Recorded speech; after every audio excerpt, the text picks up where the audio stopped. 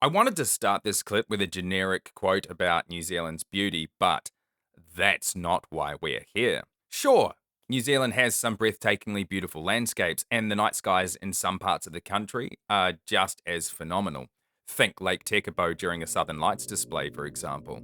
However, for well over 100 years, the Kiwi skies have been crowded, and not just with spectacular stars. An airline crew in the 1970s documented what may be the best preserved footage in the world of aerial phenomena over New Zealand. From tic-tac shaped UAPs, mysterious airships, and crop circles. It's Weird Wednesday.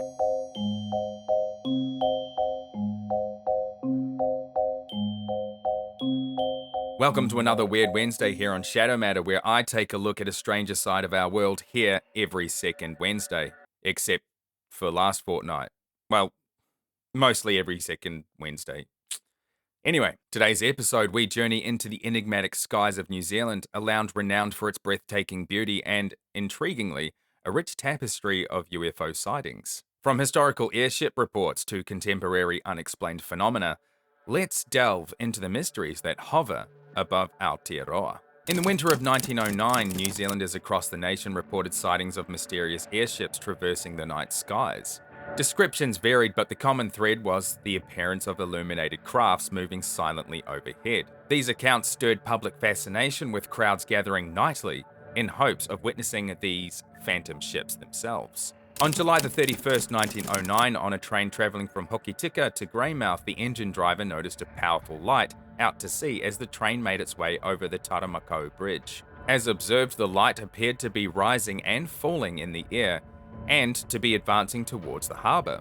He and the firemen observed the mysterious object until they reached Nelson Creek Station, at which point it drew towards the shore and descended over the breakers. Even the passengers of the train noticed the strange aerial phenomenon. They raced out of their seats and carriages to catch a glimpse of the light as it flew towards the Greymouth bar against a stiff wind, where it disappeared from view. They weren't the only ones to see something, though. No. At 5 o'clock that very morning, two dredge hands in Gore had been surprised to see a, quote, airship drop through the mist and circle the area.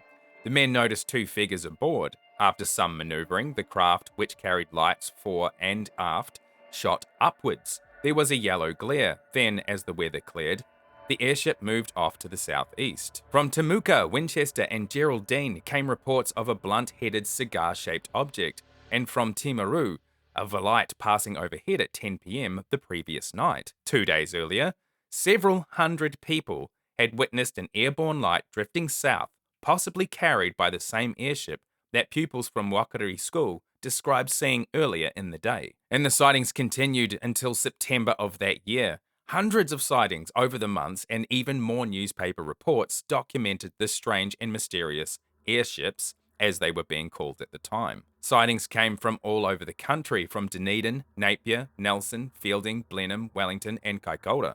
One particular case is that of Mrs. Mayo from Kelso, Otago, awoke from her bed at 11:30 p.m. by a dull whirring noise, like the motor of a threshing mill. The thing drew near with what sounded like a distant drum roll, accompanied by squeaking. Frightened, she jumped from her bed and went to the veranda.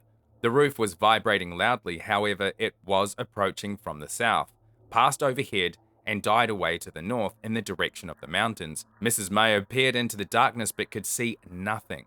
In the morning, the horses in the neighbouring paddock appeared frightened, and the ground revealed marks of agitated galloping. Theories on the supposed origin of the mysterious airships range from hokers projecting pictures of heliographs onto the clouds, pranksters on a hilltop lighting gasoline-soaked bags of kapok, someone of a scientific bent attaching a lightweight luminous cloth to a gull or pigeon, and, rather desperately, a light on a chain suspended from heaven. Okay. Even newspapers espouse the growing theory that these strange visitors were from Mars, looking for a clean and hospitable new home, perhaps influenced by H.G. Wells, whose book War of the Worlds was published a decade earlier.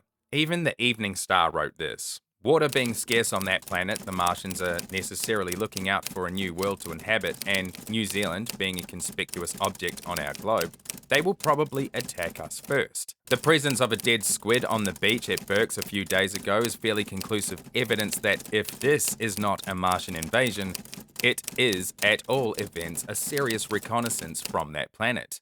It is well known that on Mars, the highest development. Hold up, it's well known. Dude, War of the Worlds was not a documentary. It is well known that on Mars, the highest development of the brain has been in octopods, and to me, it is quite evident that one of our invaders fell out of the Martian airship when crossing Otago Harbour and, being put an indifferent swimmer, had been drowned and washed ashore. Okay, mate, you need to be in a well-ventilated area when you're using those kerosene lamps, okay? With air travel being relatively novel at the time, only 27 airships were known to have flown that year worldwide, and none of them were in New Zealand. And internationally, there were fewer than 40 registered aviators.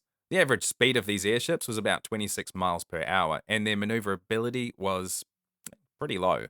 Another theory was linked to an eccentric and reclusive inventor from Oamaru by the name of Mark Gibb. However, these were never substantiated. Whatever the case, the sightings stopped in September of 1909, leaving most of this anecdote lost to the mists of time, and just as the airships had done when they disappeared behind those clouds. Fast forward to December 1978, and we encounter one of New Zealand's most documented UFO events, the Kaikoura lights. Commercial pilots reported encountering large bright objects that tracked alongside their aircraft.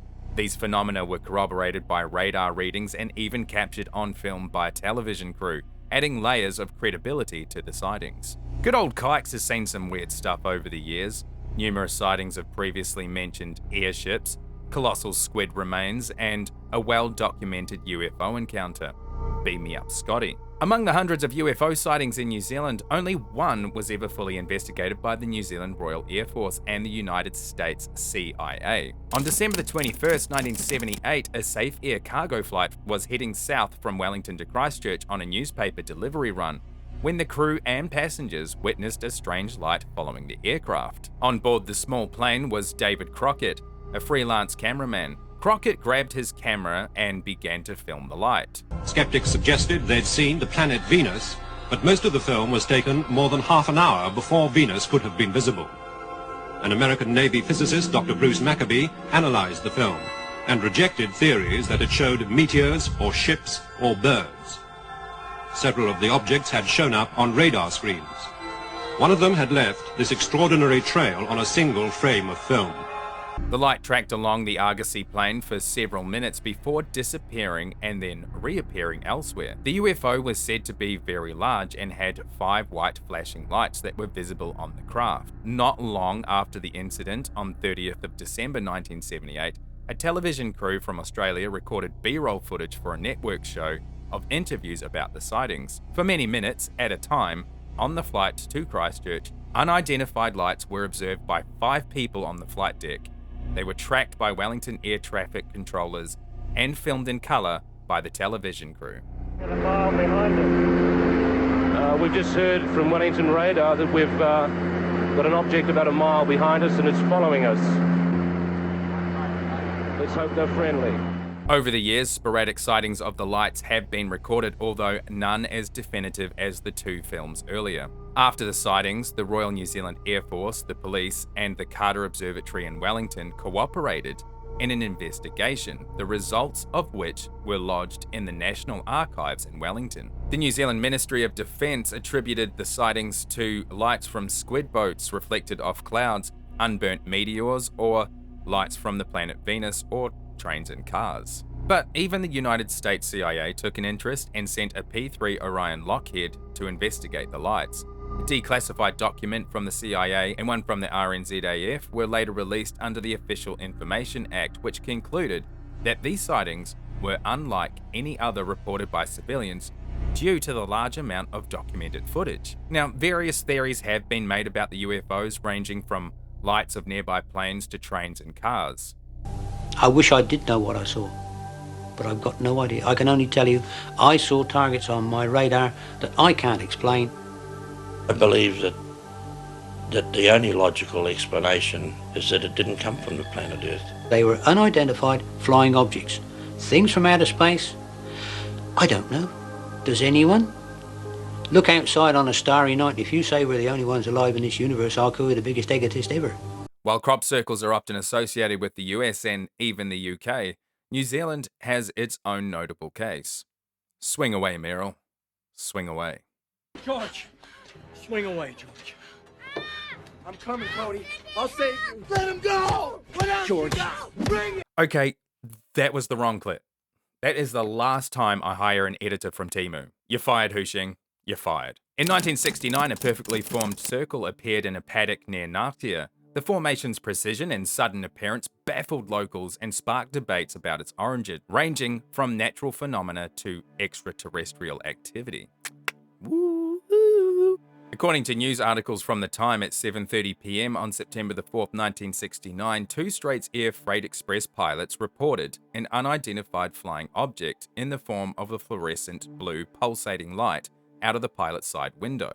Earlier that day, farmer Bert O'Neill had taken a walk around his farm near Ngatea, near Thames. He noticed that some of his normally green Manuka trees appeared to be silvery in the colour on the tips. He thought it was a bit odd, so he decided to investigate. He couldn't quite believe what he found. A formation of trees that were completely dead and had been bleached a silvery colour. They formed a circular patch, perfectly round, measuring 142 centimeters in circumference. Within the center of the circle were three very clear and deep V-shaped impressions in the ground. They were evenly spaced, giving the appearance of some object with three long tripod legs coming down and landing with great force. The marks were pushed into the earth with so much force that it had cut deep down into the roots of the trees. O'Neill had never seen anything like it and could not fathom what the hell had caused it. Several nights later, he had a group of friends over for dinner, and he regaled them with tales of what he had seen. The group was stunned. Talk turned to the UFO sighting in Wellington a few nights earlier. One guest half-joked that both events might be linked, suggesting that the Martians had decided to pay us a visit. Had they landed their spacecraft at the same spot on the farm? Had the craft's legs caused the deep grooves in the earth? Was the damage caused by the spacecraft blasting off again? The Tauranga Science Space Research Group was contacted later by one of the party guests, and they immediately travelled to the farm to investigate. Harvey Cook, who was president of the research group, later told New Zealand Geographic in 1997 that he was adamant that the circle had not been made by humans. He recalled how the three equally spaced depressions into the Manuka formed an equilateral triangle, the result of an estimated 20 tons of pressure. He also noted that, quote, the toes had been moved out from the pad after the object had landed. The ground had been pushed away and the flat end cut through the roots of the Manuka, end quote. Cook collected some samples and sent them off to different research groups and universities for testing, some of whom were not interested. It wasn't until Cook went to respected Tauranga horticulturalist John Stuart Menzies. The latter initially believed the plants and impressions had been caused by a type of weed killer, but after an initial closer look, he changed his mind. He suggested using a Geiger counter over the dead foliage. When they did, it showed signs of increased shortwave radiation, which grew stronger in the thicker parts of the timber. Contacting the Department of Scientific and Industrial Research, or DSIR for short, however, they weren't interested at all. Unwilling to give up on unearthing the truth, no pun intended, Stuart Menzies agreed to carry out his own tests on the foliage samples. On October the 6th, he released his findings. Quote, some kind of shortwave high-frequency radiation has cooked the material from the inside outwards. The effects appear to have been instantaneous. The energy received has reduced the pith to black carbon, without the outside showing any signs of burning. I know of no earthly source of energy which could have produced these effects. A meteorite or lightning couldn't do this, and it has been too sudden for combustion. Some outside objects appear to have landed on the spot, and in taking off emitted the energy which cooked the plants. End quote. Stuart Menzies' findings caused a massive media hysteria, and soon, poor old Bert's farm was being overrun by UFO enthusiasts, curious locals, and news journalists, making it hard for O'Neill to carry out his usual tasks. This might have negatively impacted farm duties, but it also put pressure back on the DSIR and even the government to look closer into the strange circle. In the meantime, a series of crop circles began appearing elsewhere in the country. The Minister of both Agriculture and Science, Brian Tallboys, initially publicly denied the existence of any extraterrestrial activity and denounced the whole saga. Secretly, he was running around behind the scenes trying to get our old mates DSIR to investigate properly. Ooh, conspiracy. A plant pathologist was sent to Ngatea courtesy of the DSIR, who was augmented by a trio of scientists from Victoria University, who specialised in botany, zoology and geology, respectively. Their task was to take samples and analyse them. Over a month passed, and with all the trespassers and souvenir collectors trampling through the site, there was little evidence left to analyse. They relied on Bert's early samples. The conclusion handed to Brian Tallboys, who confusingly stated that the cause of the dead trees was a bacterial fungi known as saprophytic fungus. However, many were quick to point out that the indentations of the tripod marks and the fact that this fungus only attacks dead trees. It does not cause trees to suddenly die, or cook them from the inside out for that matter. Harvey Cook remained adamant for the rest of his life that the Ngatea circles was caused by visiting extraterrestrials. Recent years have seen a resurgence in UFO reports across New Zealand. There have been 30 sightings of unidentified flying objects reported to the Civil Aviation Authority since the dawn of the millennium. Auckland had the most sightings with 7, followed by Hamilton and Christchurch with 3 each. In 2014, a man in Dunedin captured images of what he believed to be UFOs, sparking speculation and a response from New Zealand skeptics. These sightings have been interpreted by some as evidence of extraterrestrial life, while others, like the skeptics, have suggested that they might be due to digital artifacts or misinterpretations of other phenomena. Again in Dunedin at the end of last year, 2024, a video was taken of a tic-tac-shaped UFO in the skies, leaving the debate online open between skeptics and believers alike. Similarly, in December 2024, observers in Motueka described a bright white light exhibiting unusual flight patterns over the Tasman Sea. The New Zealand Defence Force has historically maintained a cautious stance on UFO phenomena. While they released a trove of documents from 2010 detailing sightings from 1952 to 2009, recent Official Information Act requests indicate that the NZDF holds no current responsibility for investigating such events. This has led to calls for greater transparency and civilian involvement in monitoring unexplained aerial occurrences. UFO sightings have undeniably influenced New Zealand's cultural landscape. From inspiring local folklore to featuring in documentaries and news segments, these unexplained events continue to captivate the public imagination. Communities often share stories blending skepticism with wonder and keeping the dialogue about extraterrestrial possibilities alive. Which actually reminds me of a favorite topic of mine, the Fermi paradox. If you don't know what that is, then go look it up. Or just check out this creator right here, Joe Scott, who does a pretty damn good explanation of it in this video. Seriously interesting. And kind of scary too. 10 out of 10, would highly recommend. Yeah, UFOs to me seem a little more credible than ghosts, cryptids, and other supernatural phenomenon, but they are still fun to talk about too. But yeah, UFOs, man, I don't know. They just seem like they're not too far of a stretch to believe in, if you know what I mean. As we've journeyed through the annals of New Zealand's UFO history, one thing remains clear. The skies above Aotearoa hold mysteries that challenge our understanding. Whether you're a skeptic or a believer, the stories and sightings invite us to look up and ponder what lies beyond. A solar eclipse. The cosmic ballet goes on. Does anyone want to switch seats?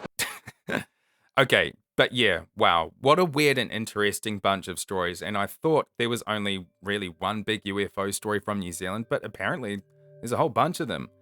And that's why we do these videos. Weird Wednesdays, man, come on, get on board. Let me know if you like this kind of content, and I would love to do more on it, as this is a bit of a side passion of mine. I do enjoy making these, and I hope you guys enjoy them. What are your thoughts on any of the stories I've talked about? Let me know in the comments below. I want to take this time and say a big thanks to all the members who have joined Beyond the Shadows and helped make this channel and videos like these possible. You're bloody legends. If you've ever considered joining the channel to see exclusive updates to popular videos or a behind the scenes of how Shadow Matter is made, go join Beyond the Shadows to check out all that extra exclusive content. Thanks for coming to chill out with me on today's Weird Wednesday. Hope you enjoyed it, and if you did, remember to like, subscribe, and punch that bell icon, and I'll see you here next time in the shadows.